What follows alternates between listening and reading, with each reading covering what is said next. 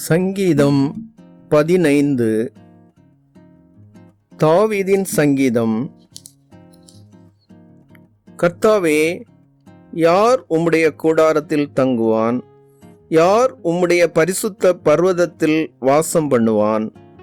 உத்தமனாய் நடந்து நீதியை நடப்பித்து மனதார சத்தியத்தை பேசுகிறவன் தானே.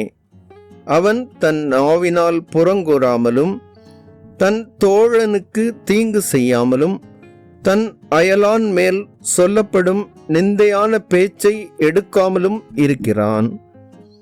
ஆகாதவன் அவன் பார்வைக்கு தீர்ப்பானவன். கர்த்தருக்கு பயந்தவர்களையோ கனம் பண்ணுகிறான். ஆணையிட்டதில் தனக்கு நஷ்டம் வந்தாலும் தவறாதிருக்கிறான்.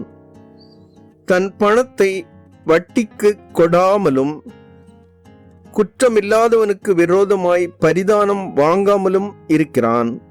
இப்படி செய்கிறவன் என்றென்றைக்கும் அசைக்கப்படுவதில்லை.